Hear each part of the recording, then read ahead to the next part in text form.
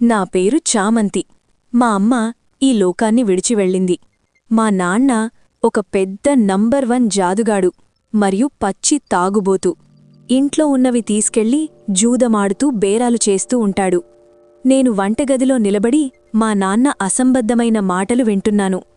ఆ మాటలు విని నా గుండె పగిలిపోయింది. ఒక తండ్రి తన సొంత కూతురితో ఇలా చెయ్యగలడా? ఈ ఆలోచనే నన్ను చాలా బాధచేసింది. మా నాన్న నన్ను బేరం పెడుతున్నాడు.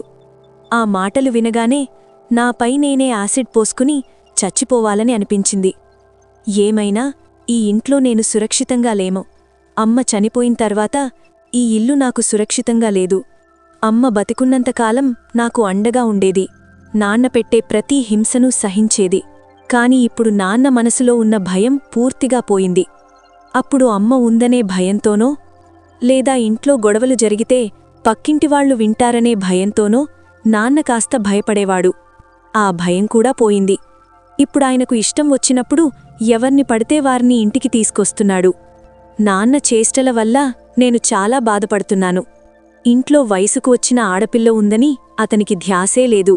ఈరోజు ఫోన్లో నాన్న మాట్లాడుతుండగా చూసి నా కళ్ల నుండి నిరంతరం కన్నీళ్లు వస్తున్నాయి.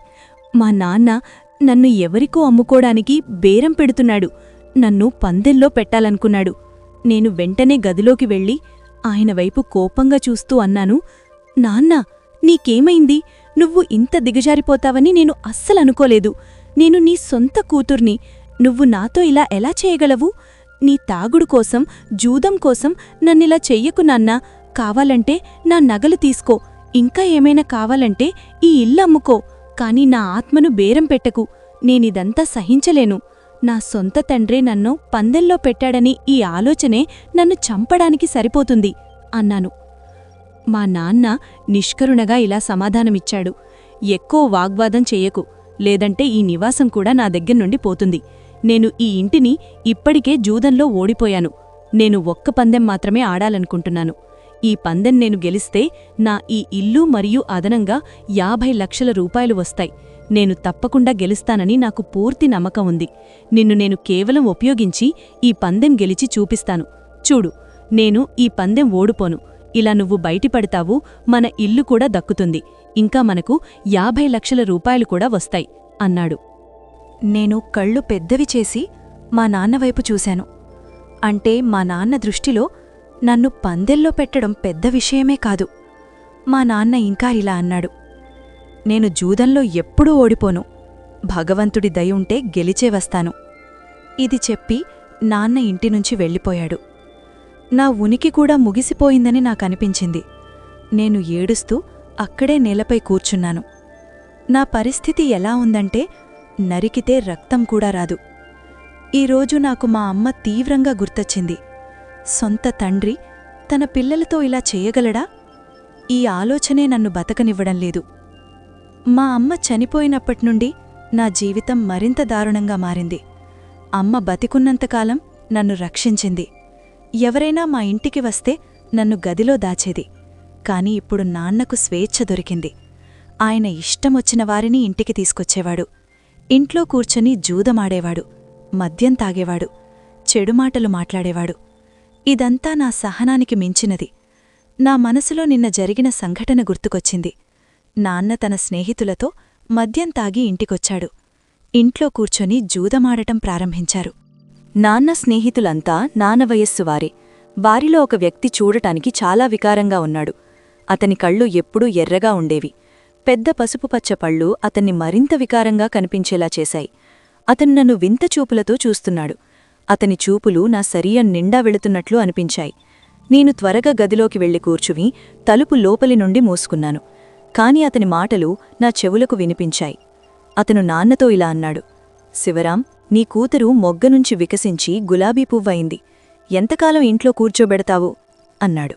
దానికి నాన్న ఇలా జవాబిచ్చాడు, డబ్బు చేతికొస్తే నేను ఆమెకు పెళ్లి చేస్తాను. దానికి ఆ వ్యక్తి వంచనగా నవ్వుతూ, శివరాం, నీ కూతురికి పెళ్లి చేయడానికి డబ్బెందుకు? అరే, ఆమె చాలా అందంగా ఉంది. డబ్బు లేకుండానే ఎవరైనా ఆమెను తీసుకెళ్తారు. నువ్వు చెబితే నేనే అని చెప్పి అతను తన మాటను అధురంగా వదిలేశాడు. ఆ సమయంలో నాన్న మద్యం మత్తులో ఉన్నాడు. బహుశా ఆ మనిషి మాటను అర్థం చేసుకోలేదేమో. కాని అతని ఆ మాట నన్ను వణికించడానికి కారణమైంది. ఆ వివేకహీనమైన వ్యక్తికి సిగ్గుకూడా లేదు. అతని కూతురు నా వయస్సుదే. నాకు నా సొంత తండ్రి పట్ల ద్వేషం కలిగింది. ఒక కూతురు తన సొంత తండ్రిని ద్వేషించడం చాలా బాధాకరమైన క్షణం. నా మనసులో నాన్న కోసం ఎప్పుడూ శుభాకాంక్షలు రాలేదు. నేను నిరంతరం ఆయనను తిట్టుకుంటున్నాను. నాన్న జూదానికి వెళ్లి దాదాపు 1 గంటైంది. నేను ఏ పరిస్థితిలో కూర్చున్నానో అదే పరిస్థితిలో ఏడుస్తూ కూర్చున్నాను. నా మనసులో దేవుడికి మొక్కుతున్నాను, ఈసారి నాన్న జూదంలో గెలవాలని. ఎందుకంటే ఆయన ఓడిపోతే నా జీవితం నాశనం అవుతుంది. దాదాపు 1 గంట తర్వాత ఆయన ఇంటికొచ్చారు. ఆయన తల కిందికి దించుకుని వచ్చాడు. అంటే ఆయన జూదంలో ఓడిపోయారు. ఈ ఆలోచనే రాగానే నా గుండెలో తెలియని భయం మొదలైంది. నన్ను చూడగానే ఆయన వెంటనే గదిలోకి వెళ్ళి కూర్చో, నేను వచ్చినప్పుడు సిద్ధంగా ఉండాలి అనన్నాడు. నేను ఆయన వైపు చూస్తూ ఏడుస్తూ అన్నాను, నాన్నా, అలాంటి హింస చెయ్యకు. నేను నీ సొంత కూతుర్ని. దేవుడి కోసం నా గౌరవాన్ని బేరం పెట్టకు. నీకేం కావాలంటే నేనివ్వడానికి సిద్ధంగా ఉన్నాను. ఆ రోజు నువ్వు అమ్మ నగలు అడిగావు కదా, ఈరోజు నువ్వవి తీసుకో. కాని నాటో ఇలా చెయ్యకు. ఈరోజు నేనొక మలుపు వద్ద నిలబడ్డాను. నా అమ్మ చివరి గుర్తును కూడా ఇవ్వడానికి సిద్ధంగా ఉన్నాను. అయినా మా నాన్న నా వైపు చూస్తూ అన్నాడు, ఆ నగలు నేను తీసుకోనని నువ్వనుకుంటున్నావా? అవి నావి. నేను ఎప్పుడైనా తీసుకుంటాను. సరే, నువ్వు గదిలోకి వెళ్ళు, నీకు పెళ్లి జరగబోతోంది అన్నాడు. నాన్న మాట విని నేనొక్కసారిగా నా చోటునుంచి లేచాను. నాన్న వైపు చూస్తూ అన్నాను, ఎవరితో నా పెళ్ళి? నేనీ పెళ్లి చేసుకోను అనగానే ఆయన అకస్మాత్తుగా నా దగ్గరకొచ్చి నా చెయ్యి పట్టుకుని నన్ను గదిలోకి తోసి బయటికెళ్లారు. నేను తలుపు దగ్గరకు వెళ్లాను. కాని ఆయన గది తలుపును కూడా బయటనుండి మూసేశారు. నాకు శ్వాస తీసుకోవడం కష్టంగా అనిపించింది. నేననుకున్నదే నిజమైంది. మా నాన్న జూదంలో ఓడిపోయాడు. ఇప్పుడు నన్ను ఎవరితో పంపిస్తున్నారో కూడా తెలీదు. ఈ ఆలోచనే నన్ను చంపేస్తోంది. కొద్దిసేపటికే ఇంట్లో మనుషుల శబ్దాలు వినిపించాయి. పంతులుగారు మరియు నాతో పెళ్లి చేసుకోబోయేవాళ్లు వచ్చారు. నేను వెంటనే నా చుట్టూ దుప్పట్టాను చుట్టుకుని సిద్ధంగా ఉన్నాను. ఏ పరిస్థితుల్లోనూ పెళ్లికి అంగీకరించను. నా తండ్రిలాంటి ఏ తాగుబోతూ లేదా జూదగాడితో నేను జీవితాన్ని గడపలేను. ఖచ్చితంగా మా నాన్న నన్ను తనలాంటి తక్కువ మనిషికే అమ్మి ఉంటాడు. కొద్దిసేపటికి మా నాన్న గదిలోకొచ్చి నన్ను చూస్తూ, చలో చామంతి, బయటికిరా, నీ పెళ్ళికొడుకు వచ్చాడు అన్నాడు. నేను తలవంచుకుని, నేను చచ్చిపోతాను కాని ఈ పెళ్లి చేసుకోను. ఈ విషయం మీ మనసులో బాగా గుర్తుపెట్టుకోండి. నేను అనాథను కాదు. నా హక్కుల గురించి మాట్లాడటం నాకు బాగా తెలుసు అని అన్నాను. నేను ఇంకా ఏదైనా చెప్పేలోపే ఒక హ్యాండ్సమ్ మనిషి గదిలోకొచ్చి నా వైపు చూస్తూ, మిస్ చామంతి, నేను మీకు చెబుతున్నాను, మీరు పెళ్లికి సిద్ధమవ్వండి. మీరు అనుకుంటున్నట్లు మీతో ఏమీ జరగదు. నేను మీకు వాగ్దానం చేస్తున్నాను అన్నాడు. నా ముందు నిలబడిన ఆ అందమైన యువకుడిని నేను ఆశ్చర్యంగా చూస్తున్నాను. మా చిన్న ప్రాంతంలో ఇంత అందమైన హుందాగా ఉండే యువకుడు ఎలా రాగలడు? అతను సూట్ ధరించి ఉన్నాడు. అతని తెల్లటి రంగుపై నలుపు దుస్తులు చాలా బాగున్నాయి. జుట్టు జెల్తో సెట్ చేసి ఉంది. పొడవుగా బలమైన శరీరమున్న ఈ మనిషి చాలా హ్యాండ్సమ్గా ఉన్నాడు. నా గుండె వేగంగా కొట్టుకుంది. నాతో పెళ్ళి ఇతనితో జరుగుతోందా? అకస్మాత్తుగా నా మనసులో ఒక ఆలోచన వచ్చింది. నా గుండె సంతోషకరమైన ఆశ్చర్యంతో కొట్టుకుంది. కాని వెంటనే ఈ ఆలోచన నా మనసుపై ఆధిపత్యం వహించింది. ఈ మనిషి నీచుడు మరియు తక్కువ మనిషే. ఈ మనిషి నా నాన్నను జూదం కోసం ప్రోత్సహించి ఇప్పుడు నన్ను జూదంలో గెలుచుకున్నాడు. ఇతని దృష్టిలో ఆడవారికి ఎలాంటి గౌరవం లేదు. ఇతను ఆడవారిని కేవలం బొమ్మలుగానే భావిస్తాడు. నా గుండెలో కోపం మరియు ద్వేషం స్వయంచాలకంగా పెరిగాయి. నేను ద్వేషంతో ఇలా అన్నాను, నీలాంటి తక్కువ నీచమైన మనిషితో నేను పెళ్లి చేసుకోలేను. ఆడవారు అమ్మకానికి ఉన్న వస్తువు కాదు అన్నాను. మా నాన్న నా దగ్గరకు వచ్చి నా చెంపై బలంగా కొట్టాడు. నువ్విప్పుడే ఈ మనిషిని పెళ్లి చేసుకోకపోతే నీ శరీరం చీల్చడానికి సిద్ధంగా ఉన్న ఆ మనుషుల చేతికి అప్పగిస్తాను, గుర్తుంచుకో. అందుకే మౌనంగా తలదించు, లేదంటే నాకంటే చెడ్డవాడు మరొకరు ఉండరు. ఆ మనిషి ఏదో చెప్పడానికి ప్రయత్నించాడు. అంతకంటే ముందే నాన్న మాట విని నేను వణికిపోయి మౌనంగా తల వంచుకున్నాను. నా తండ్రిలాంటి ఆ మనిషిపై కూడా నాకు ద్వేషం అనిపించింది. మా నాన్న నన్ను లాక్కెళ్ళి హాల్లో పంతులుగారి దగ్గర కూర్చోబెట్టాడు. ఆయన నాపై ఒక చూపు వేసి మా నాన్నవైపు చూస్తూ గంభీరంగా ఇలా అన్నాడు, ఇలాంటి బలవంతపు బంధాలు సఫలం కావు. అమ్మాయి మనస్ఫూర్తిగా ఒప్పుకోకపోతే మేము ఈ పెళ్లి చెయ్యలేము. పంతులుగారలా చెప్పగానే మా నాన్న అతని కాలర్ పట్టుకుని, ఎక్కువ మాట్లాడకుండా మంత్రాలు చదువు, నీకు డబ్బిచ్చేశాం, ఎక్కువ వాగ్వాదం అవసరం లేదు అన్నాడు. పంతులుగారు వెంటనే కోపంతో తన చోటునుంచి లేచి, నేను అనాథపంతులను కాదు, ఈ అమ్మాయికి వెనుకముందు ఎవరూ లేరు, ఎక్కువ వాగ్వాదం చేయడానికి ప్రయత్నిస్తే నేనిక్కడి గుడిలోని నిర్వాహకులందర్నీ పిలిపించి నువ్వు అమ్మాయి ఇష్టం లేకుండా పెళ్లి చేస్తున్నావని పోలీసులకు అప్పగిస్తాను అన్నాడు. అకస్మాత్తుగా నాకు ఒక ఆధారం దొరికినట్లు అనిపించింది. నేను ఏదో చెప్పడానికి ప్రయత్నించాను. కాని ఆ మనిషి వెంటనే పంతులుగారి దగ్గరకు వెళ్ళి నెమ్మదిగా అర్థం చెప్పడం మొదలుపెట్టాడు.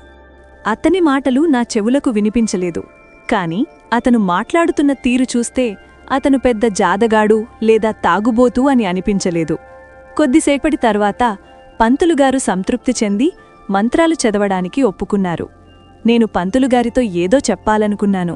కాని అకస్మాత్తుగా ఆ మనిషి నా దగ్గరకు నచ్చి నా చేతిపై తన చేతిని ఉంచి మెల్లగా ఇలా అన్నాడు, మిస్ చామంతి, ఈ పెళ్లికి అంగీకరించండి, లేదంటే మీ జీవితంలో ఇంకేం చెడు జరగవచ్చో మీకు తెలియదు, ఎందుకంటే మీ నాన్న మంచి మనిషి కాదు అన్నాడు. నేను వెంటనే నా చేతిని అతని చేతినుంచి లాక్కున్నాను. ఆ మనిషి ఏం మంచి పని చేస్తున్నాడు? నా నుండి సానుభూతిని ఆశించడానికి? ఏదేమైనా నాకు వేరే మార్గం లేదు. నేను నిస్సహాయంగా పెళ్లి చేసుకోవాల్సి వచ్చింది. నేను అతనితో వెళ్లడానికి ఇష్టపడలేదు. మా నాన్నకంటే ఆ తెలియని వ్యక్తిపై నాకు ఎక్కువ ద్వేషం అనిపించింది. అతను బలవంతంగా నా జీవితంలో చేరి నా హృదయాన్ని గాయపరచడు. కాని నేను ఇక్కడ ఉండిపోతే మా నాన్న మీద నమ్మకం లేదు.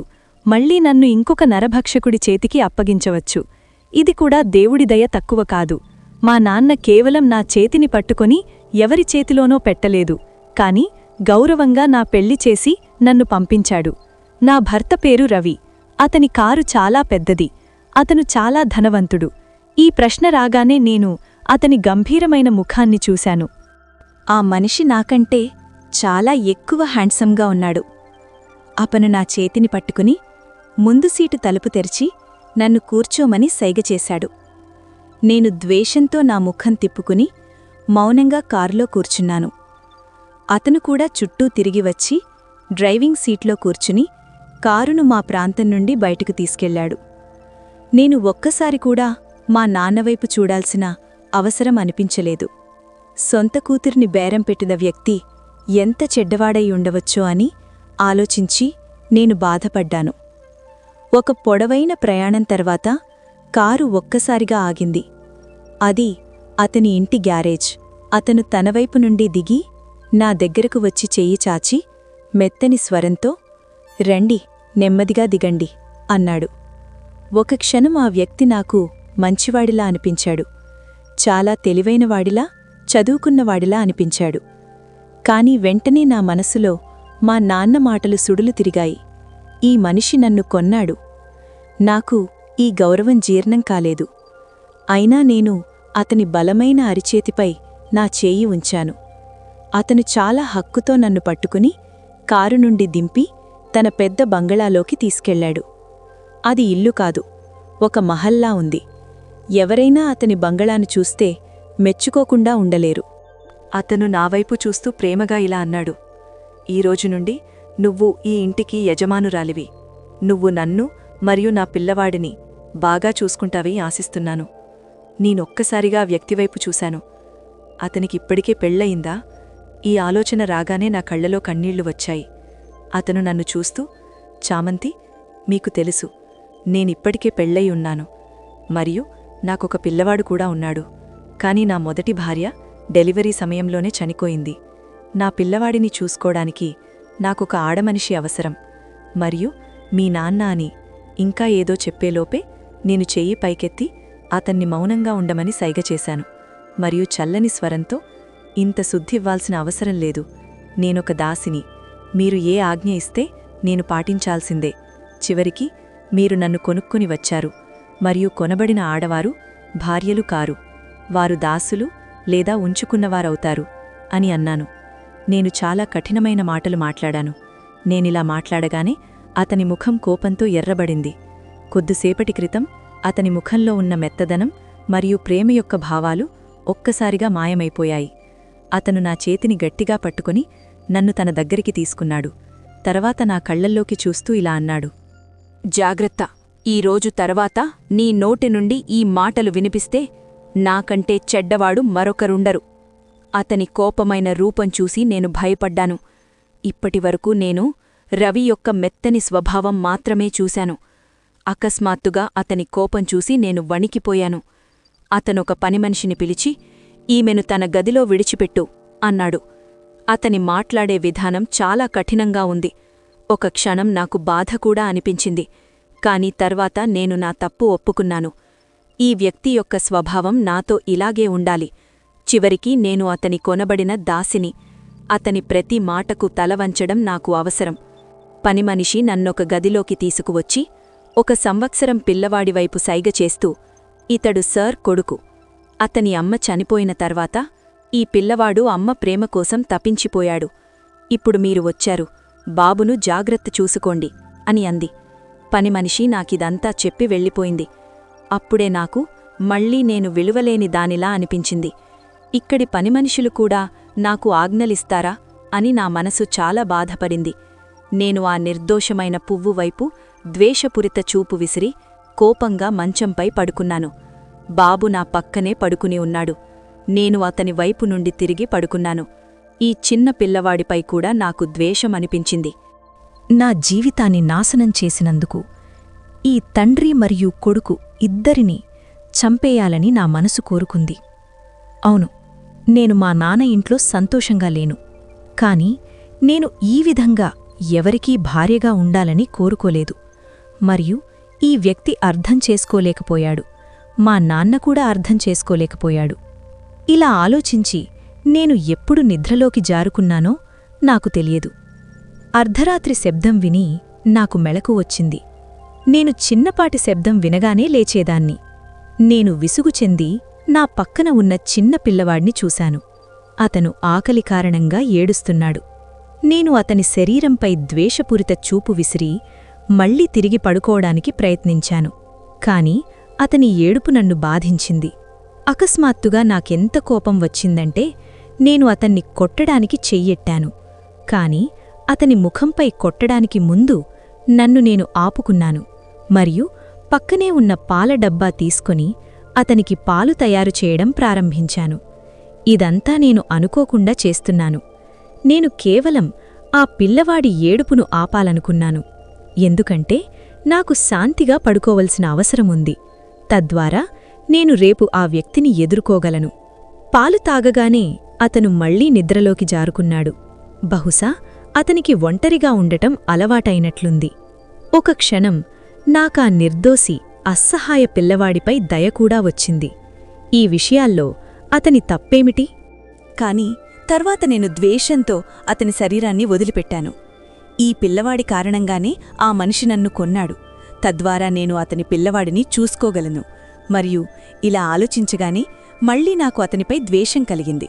నేను అటువైపు తిరిగి పడుకుని మళ్లీ పడుకోవడానికి ప్రయత్నించాను. కాని ఇప్పుడు నాకు పడుకోవడం చాలా కష్టంగా మారింది. నా నిద్ర ఒక్కసారి భంగమైతే నేను మళ్లీ పడుకోలేను. ఏదో ఆలోచిస్తూ నేను గది నుండి బయటకొచ్చాను మరియు ఇల్లంతా తిరగడం ప్రారంభించాను. ఇల్లంతా నిశ్శబ్దంతో ఉంది. అందరూ పనిమనుషులు కూడా వారి వారి ఇళ్లళ్లకు వెళ్ళిపోయారు. ఆ బంగ్లా చాలా అందంగా ఉంది. నేను పెళ్లి చేసుకున్న ఆ మనిషి చాలా ధనవంతుడు. ఈ అంచనా నాకు ఇక్కడున్న వస్తువులను చూస్తేనే తెలుస్తోంది. అకస్మాత్తుగా ఒక గది నుండి నాకు ఏడుపు వినిపించింది. నేను ఎవరి జీవితంలోకి జోక్యం చేసుకోవడం సరికాదని ఆలోచించాను. కాని ఎవరితో ఏడుపును నేను సహించలేకపోతున్నాను. నేను ఎంత ద్వేషాన్ని ప్రకటించినా నేనొక ఆడపిల్లను. నా హృదయంలో ఒక మానవ హృదయం కొట్టుకుంటుంది. నేను తలుపు కొద్దిగా తెరిచి లోపలికి చూడగానే రవి నేలపై కూర్చుని ఒక చిత్రాన్ని తన ఛాతికి హత్తుకుని బిగ్గరగా ఏడుస్తున్నాడు. అతని కళ్లనుండి కన్నీళ్లు కారుతున్నాయి. ఆ చిత్రంలో ఎవరున్నారో నేను సరిగ్గా చూడలేదు. కాని నాకు ఎందుకో గుండెలో వింత అనుభూతి కలిగింది. ఆ వ్యక్తి ఏడవడం నాకు నచ్చలేదు. నేను విస్మరించి గది నుండి బయటకు వచ్చాను. కాని ఒక్క క్షణం కూడా నాకు శాంతి దొరకలేదు. అసలతను ఎందుకు ఏడుస్తున్నాడు? ఇలాంటి చాలా ప్రశ్నలు నా గుండెలో తిరుగుతున్నాయి. అలసిపోయి నేను రిషి గదికి తిరిగి వచ్చి అతనిని చూడటం ప్రారంభించాను. అది రిషి తల్లి చిత్రమా లేదా మరొకరా? ఈ ఆలోచన నాకు చాలా వింతగా అనిపించింది. నాకెందుకో ఆ తెలియని ఆడదానిపై అసూయ అనిపించింది. బహుశా నా మెడలో ఉన్న మంగళసూత్రం మరియు నా పాపటలో ఉన్న సింధూర ప్రభావం అయ్యుండవచ్చు. నా భర్త వేరే ఆడదాని కోసం ఏడుస్తున్నాడనే ఈ భావన నన్ను బాధించింది. అసూయ భావనతో నా ముఖం కోపంతో ఎర్రబడింది. ఇలా ఆలోచిస్తూ నేను నిద్రలోకి ఎప్పుడు జారుకున్నానో నాకు తెలియదు. ఉదయం ఒక పనిమనిషి లేపడంతో నాకు మెలకువ వచ్చింది. ఆమె నాతో, మేడం, సార్ మిమ్మల్ని భోజనానికి టేబుల్ దగ్గరకు పిలుస్తున్నారు, మీరు స్నానం చేసి బయటకు రండి అని అంది. నేను తల ఊపి సరే అని చెప్పి రిషిని చూసి వాష్రూంలోకి వెళ్లి ఫ్రెష్ అయ్యాను. నా దగ్గర బట్టలు లేవు, అందుకే నేను కేవలం ముఖం కడుక్కొని గది నుండి బయటకు వచ్చాను. పెద్ద డైనింగ్ టేబుల్పై అతను భోజనం చేస్తున్నాడు. దగ్గరే ఒక ఊయల ఉంది. అందులో రిషి నిద్రలో మునిగిపోయి ఉన్నాడు. అతను వెంటనే నన్ను కూర్చోమని సైగ చేశాడు. నాకు అతనితో కూర్చుని భోజనం చేయడం అస్సలు ఇష్టం లేదు. నేను అతన్ని నిరాకరించాలనుకున్నాను. కాని అతను స్వయంగా తన చోటు నుండి లేచి నాకోసం కుర్చీని లాగి కూర్చోమని చెప్పాడు. ఇదంతా నాకు చాలా ఆశ్చర్యం కలిగించింది. అతను అంత మర్యాదస్తుడు, చదువుకున్నవాడైతే అతను జూదమాడే చోట ఏం చేస్తున్నాడు?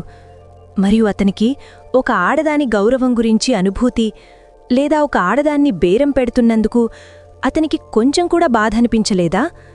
ఈ ప్రశ్న నా మనస్సులో నిరంతరం వస్తూనే ఉంది. మరియు ఈ కారణాల వల్లనే నాకా వ్యక్తిపై ద్వేషం కలిగింది. అతను నా వైపు చూస్తూ, నేను నీకోసం ఉత్తమమైన భోజనం ఏర్పాటు చేయలేకపోయాను, కాని నేనెంత చేయగలిగితే అంత చేశాను, తినండి అన్నాడు. ఇది చెప్పి అతను భోజనం చేయడం ప్రారంభించాడు. నేను కూడా రాత్రి నుండి ఏమీ తినలేదు. అందుకే మౌనంగా నా ప్లేట్లో గుడ్డు మరియు బ్రెడ్ తీసుకుని తినడం ప్రారంభించాను. అతను నన్ను చూస్తూ, నిన్న రాత్రి మీరు నా గది బయటికి వచ్చారు అన్నాడు. నేను అకస్మాత్తుగా ఉలికిపడ్డాను మరియు వెంటనే తడబడుతూ, లేదు, నేను రిషి దగ్గరే ఉన్నాను, ఎందుకు ఏమైనా జరిగిందా అని అన్నాను. నా స్వరం తడబనింది. అతను వెంటనే తల ఊపి, లేదు, నిన్న నాకు మా అమ్మ చాలా గుర్తొచ్చింది, అందుకే నేనేడ్చాను, అంతే, వేరే ఏమీ లేదు అన్నాడు.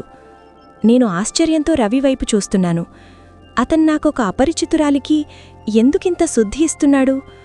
బహుశా నేనతని గురించి ఏదో తప్పుగా ఆలోచిస్తున్నానని అతనికి కూడా తెలిసిపోయిందేమో.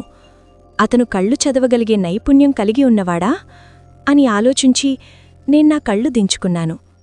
అతను నా ముఖాన్ని గమనించి చూస్తూ, చామంతి, నేను నీ నుండి ఎక్కువ ఏమీ కోరుకోను, భర్త హక్కులు కూడా కోరను, మరియు మీపై ఎప్పుడూ ఎలాంటి బాధ్యత వేయను. నేను కేవలం ఇంతే కోరుకుంటున్నాను. మీరు నా చిన్నారి రిషికి తల్లి ప్రేమ ఇవ్వండి.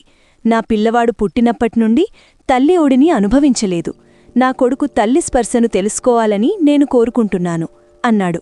ఇది చెబుతూ అతని ముఖం ఎర్రబడింది. అతని కళ్ళు తడిచాయి. ఖచ్చితంగా అతను తన భావాలను నియంత్రించుకుంటున్నాడు. బహుశా అతను చాలా భావోద్వేగంతో ఉన్నాడు, కాని త్వరగా తన భావాలను నియంత్రించుకునేవాడు. అతను తన చోటు నుండి లేచి నా వైపు చూస్తూ, ఈరోజు నేను పనికి వెళ్లకూడదు, కాని చాలా పెద్ద వ్యాపార సమావేశముంది, అందుకే నేను వెళ్ళాలి, కాని నేను త్వరగా రావడానికి ప్రయత్నిస్తాను. తరువాత మనం ముగ్గురం కలిసి బయట తిరగడానికి వెళ్దాం అన్నాడు. ఇది చెప్పి అతను అకస్మాత్తుగా నా నుదుటిపై వంగి ప్రేమతో ముద్దుపెట్టి ఆఫీస్కు వెళ్ళిపోయాడు. ఇప్పుడే ఏం జరిగిందో దానికోసం నేను సిద్ధంగా లేను. నేను ఒక్కసారిగా తడబడి ఉండిపోయాను. కాని అతడు అప్పటికే వెళ్ళిపోయాడు. నేను అనవసరంగా నా నుదుటిని తాకాను. ఇంకా నాకు అతని సువాసన నా దగ్గర అనుభూతి చెందుతోంది. అతని పెదవుల స్పర్శ ఇప్పటికీ నా నుదుటపై అనుభూతి చెందుతోంది. వింత అనుభూతి. నా గుండె కొట్టుకుంది మరియు నా ముఖంపై ఒక తెలియని చిరునవ్వు వచ్చింది. నేనింకేదో ఆలోచించేలోపే రిషి ఏడుపు నా చెవిలో మోగింది. నేను అనవసరంగా నా చోటు నుండి లేచి పిల్లవాడిని నా ఒడిలోకి తీసుకున్నాను. ఈ పని అకస్మాత్తుగా జరిగింది. నేను వెంటనే పిల్లవాడిని నా ఛాతికి హత్తుకుని ఆడిపించడానికి ప్రయత్నించాను. మరియు అతను నా ఒడిలోకి రాగానే మౌనంగా మళ్లీ నిద్రలోకి జారుకున్నాడు. నా చూపు అతని నిద్రిస్తున్న నిర్దోషమైన ముఖంపై పడింది. చాలా ముద్దుగా, చాలా అందంగా ఉన్న పిల్లవాడు. ఈ విషయంలో సందేహం లేదు. రవి కూడా అందంగా ఉన్నాడు. మరియు బహుశా ఈ పిల్లవాడి తల్లి కూడా చాలా అందంగా ఉండి ఉండవచ్చు. అకస్మాత్తుగా నాకు పిల్లవాడి నిర్దోషత్వం మరియు అతని అందంపై ప్రేమ వచ్చింది. మరియు నేను నిద్రిస్తున్న అతనికి చాలా ప్రేమ చూపించాను. నా ఒడిలో అతను చాలా శాంతిగా పడుకున్నాడు, తన సొంత తల్లి ఒడిలాగే. నిజంగా అతను నన్ను తన తల్లిగా అంగీకరించాడా? ఈ అనుభూతి నాకు చాలా సంతోషాన్నిచ్చేది.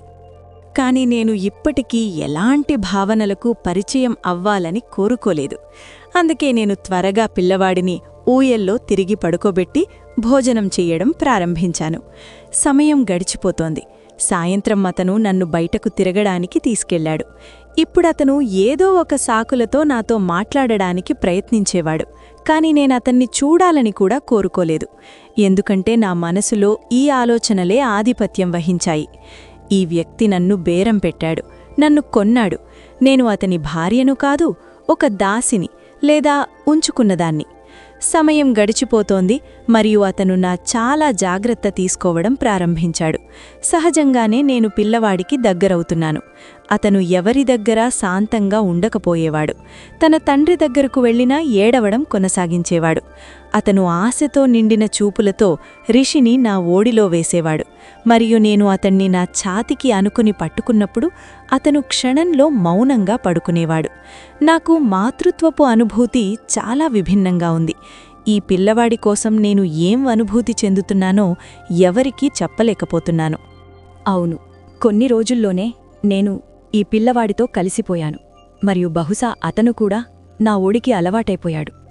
నేను ఆ నిర్దోషమైన పువ్వుని ద్వేషించడం మానేశాను. ఈ విషయాల్లో పిల్లవాడి తప్పేముంది అని నేను ఆలోచించాను.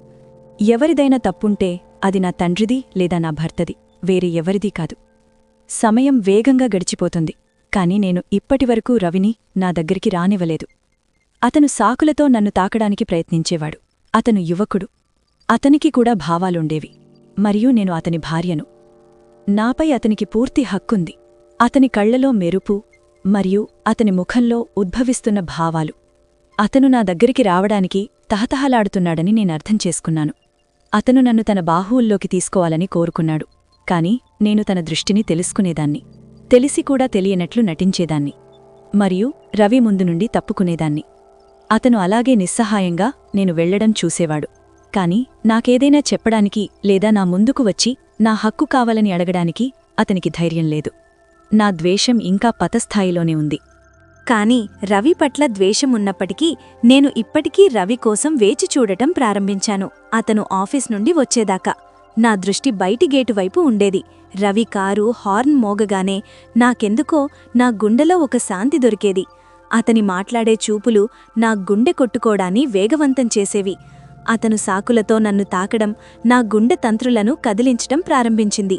రవి కొన్ని రోజుల్లోనే నన్ను తన అలవాటుగా మార్చుకున్నాడు. అతను లేకుండా భోజనం కూడా నాకు జీర్ణం కాలేదు. అతని ముందు నేను ద్వేషాన్ని నటించేదాన్ని. అతని ముందు కఠినమైన పదాలను ఉపయోగించేదాన్ని. కాని ఒంటరిగా అతని ఆకర్షణ నన్ను బతకనివ్వలేదు.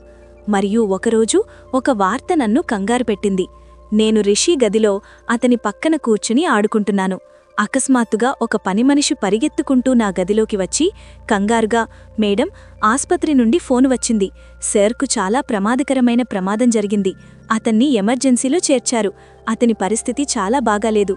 మీరు వెళ్ళాలి అని అన్నాడు. ఈ వార్త విని నేను వెంటనే కంగారుపడి ఆందోళనతో లేచాను. పనిమనిషి నా వైపు చూస్తూ, మీరు రిషి గురించి చింతించకండి, మేము అతన్ని చూసుకుంటాము. మీరు ఆస్పత్రికి వెళ్ళండి. మీ భర్తకు మీ అవసరం ఉంది అని అన్నాడు. నేను పరిగెత్తుకుంటూ గది నుండి బయటకు వచ్చాను. కాని వెంటనే నాకు రిషి గుర్తొచ్చాడు. నేను ఈ పనిమనుషుల నమ్మకంతో రిషిని వదిలిపెట్టి వెళ్లాలని కోరుకోలేదు. నేను వెంటనే అతన్ని నా ఒడిలోకి తీసుకుని అతని పాలసీసా చేతిలో పట్టుకుని బయటకు పరిగెత్తాను.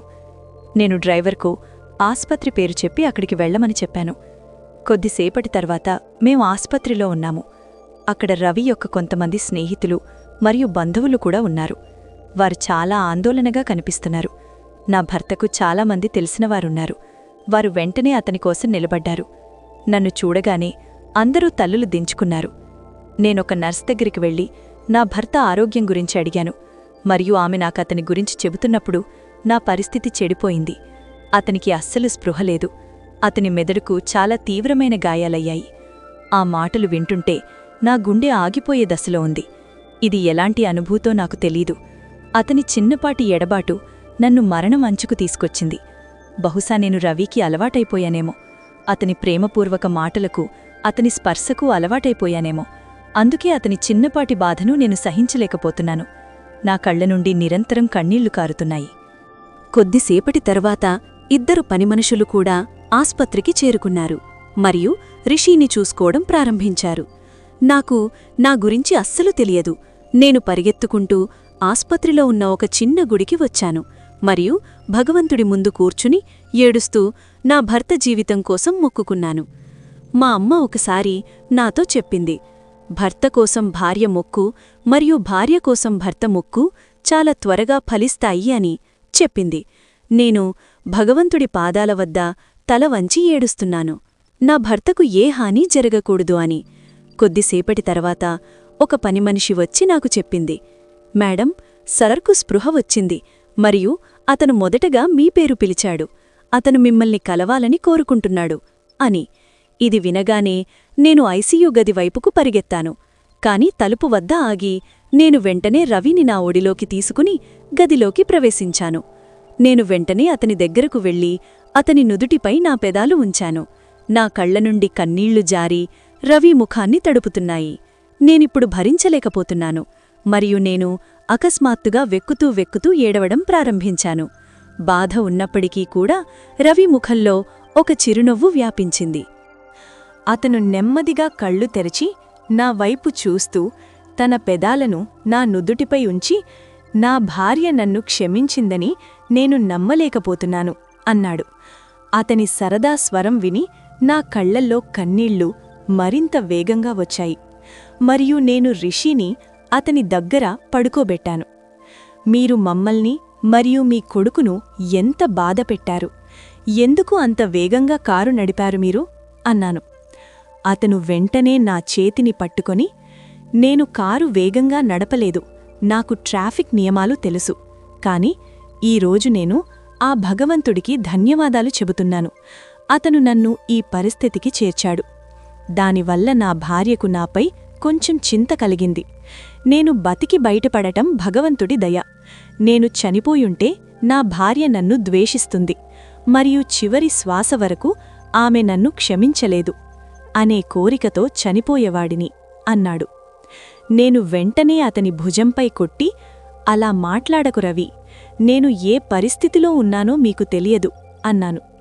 అతను వెంటనే, అయితే నా నిజాయితీ మరియు నా పట్ల మీ చింతపై మీకు నమ్మకముందా అన్నాడు. నేను తల ఊపి అతని వైపు చూస్తూ, నాకు తెలియదు, మీ నిజాయితీ, మీ పట్ల నా చింతపై నాకు విశ్వాసం కలిగిందో లేదో, కాని నా భర్తను ఈ పరిస్థితిలో చూడలేను. మీరు నాతో తప్పు చేశారు, నన్ను కొన్నారు. ఇదంతా నేను చెప్పేలోపే అతను నా పెదాలపై తన చేతిని ఉంచాడు. నా కళ్లలోకి చూస్తూ, నా ప్రియమైన ప్రేయసి, నువ్వు తప్పుగా ఆలోచిస్తున్నావు. నువ్వు అనుభూతి చెందుతున్నట్లు ఏమీ లేదు. నిజం దీనికి భిన్నంగా ఉంది.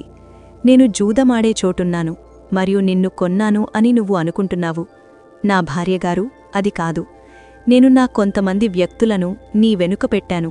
వారు నీ నాన్న ఈరోజు నిన్ను బేరం పెడుతున్నాడు, నిన్ను జూదపంద్యం వేయాలని కోరుకుంటున్నాడు అని నాకు సమాచారమిచ్చారు. అందుకే నేను సమయానికి జూదమాడే చోటికి చేరుకుని జూదమాడపుండానే నీ నాన్నతో నిన్ను బేరం పెట్టాను. అవును, నీకోసం నేను నీ నాన్నకు పెద్ద మొత్తంలో డబ్బిచ్చాను, కాని ఆ మొత్తం నాకు ఏమీ కాదు. నాకు కేవలం నువ్వు కావాలి అన్నాడు. తరువాత రవి నాకు అసలు నిజం చెప్పాడు. నేను మా ప్రాంతంలో సాధారణ టీచర్ను మరియు అతను అక్కడ ఫండ్ ఇవ్వడానికి వచ్చాడు. కాని నాకతను తెలియదు. నేను అతని గురించి మా ప్రిన్సిపల్ నోటి నుండి విన్నాను మరియు రవి ఈరోజు అదంతా నాకు చెప్పాడు. అతను నన్ను ఎప్పటినుంచో ప్రేమిస్తున్నాడని. అతను పాఠశాలకు ఫండ్ ఇవ్వడానికి వచ్చినప్పుడు నన్నొకసారి చూశాడు. అప్పటినుండి అతను నన్ను ప్రేమించడం ప్రారంభించాడు.